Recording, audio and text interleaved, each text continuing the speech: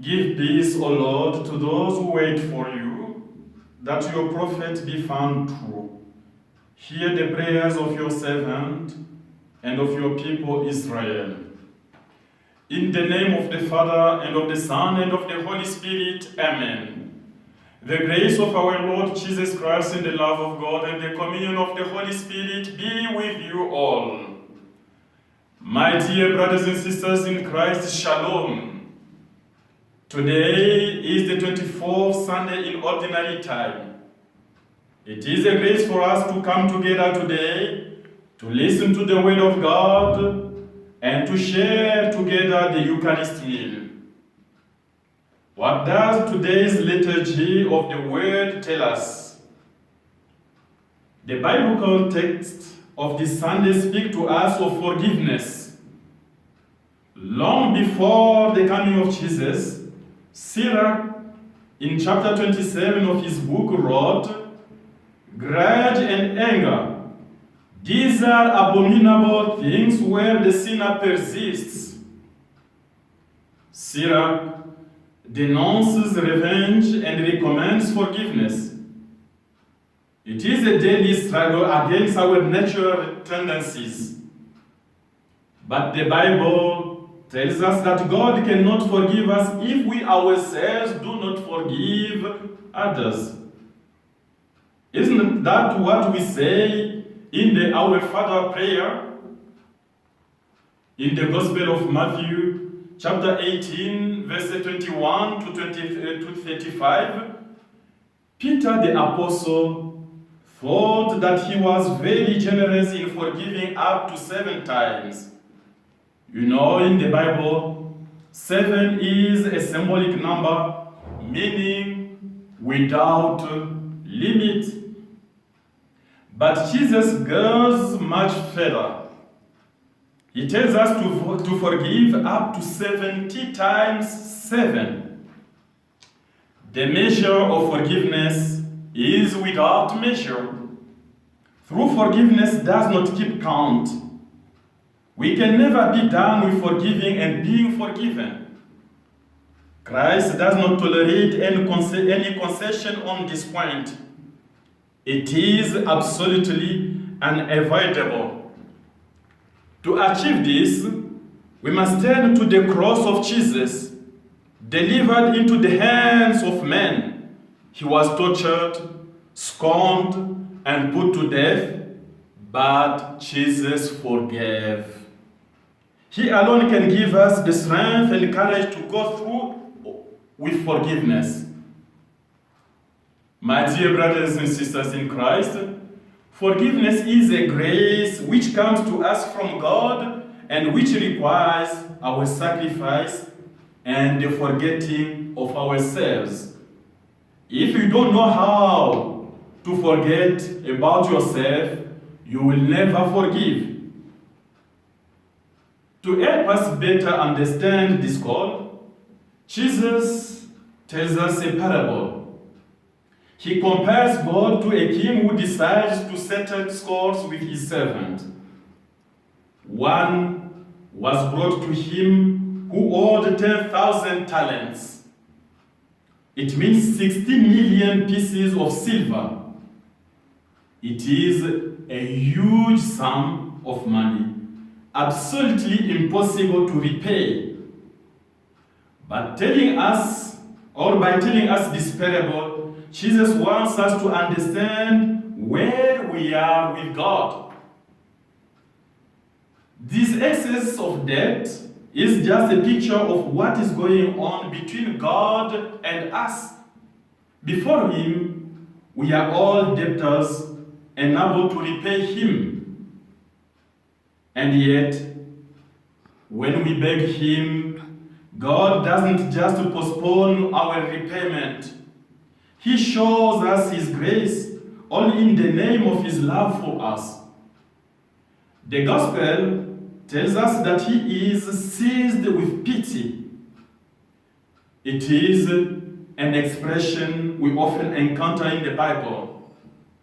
For example, when Jesus finds himself in front of a sick person, a leper, a cripple, He is always seized with pity. That is, his heart speaks and trembles. The heart of Jesus is tender because Jesus is mercy, and he will forgive us every time and every moment when we go to him and begging for mercy, begging for his pardon. Therefore, my dear beloved in Christ, forgiveness is given to provide a future for one who has no other possibility.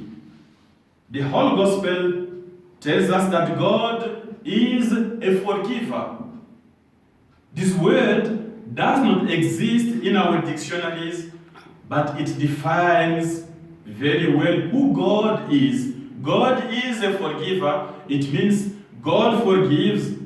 He never stops forgiving. He does not charge. Forgiveness from our God is for free. Jesus did not make the adulterous woman pay, nor the Samaritan woman, nor Peter who denied him, nor his executioners. What he asks of us today, he has lived through. And the responsorial psalm tells us, the Lord is compassionate and gracious, slow to anger, and rich in mercy. If the Lord behaves this way towards us, it is to teach us to follow his example by forgiving those who have made us suffer. It is true that the offenses of a brother hurts us, but it is very little compared to all our shortfalls with God. Unfortunately, too many people remain angry until death. And some people will say, I will never forgive you. If you say that, it means you are not a Christian. If you say that, it means you are not praying. Because if we are Christians, we cannot say, I will never forgive you. Because you are forgiven by God every day. When we don't forgive, we lock the other into his past and his past reputation. He is not given any chance to make a gesture of peace. But when we remain locked in resentment, it does not work well. We suffer and we make other people suffer. There are many illnesses today that we suffer from today because of our lack of forgiveness. Many people are suffering because of that, because they don't know how to forgive. Therefore, my dear beloved in Christ, forgiveness brings us peace. Forgiveness heals us and sets us free. Forgiveness renews our heart. Forgiveness unites us to all creation and to the community. Forgiveness brings us closer to God, and we can pray with sincerity of heart. Therefore, it is important to forgive. To forgive is to bear witness to our love for Christ. When we forgive, we allow Christ to grow in us, and we become victorious over evil and over devil. God is a father who loves each of his children.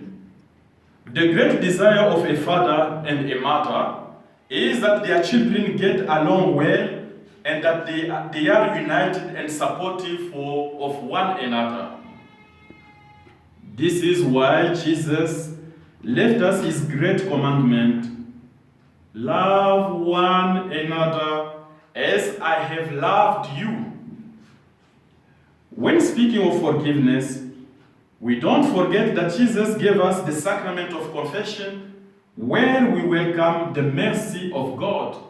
And through the sacrament of confession, the mercy of God and from God is for free. Every time we turn to a priest to ask for confession, it is Jesus who is there to extend his hand in forgiving us. He only asks to let go of our faults in order for us to draw closer to God. And in the second reading to the Romans, chapter 14, verses 7 to 9, St. Paul tells us that we do not belong to ourselves. We live and die for the Lord. And the mercy of God is a source of joy, the source of serenity, and the source of peace. It opens our heart to the hope of being loved forever despite our limitations and sins. My dear brothers and sisters in Christ, today let us pray for all those we have offended, that we may have the courage to ask their forgiveness and that they may forgive us. Let us pray for all those who have offended us. May the Lord give us the grace to forgive them without measure. Amen. Glory be to the Father, and to the Son, and to the Holy Spirit, as it was in the beginning, is now, and ever shall be, world without end. Amen. The Lord be with you. May Almighty God bless you and protect you, the Father, the Son, and the Holy Spirit. Amen. My dear brothers and sisters in Christ, the Mass is ended. Let us go and glorify the Lord.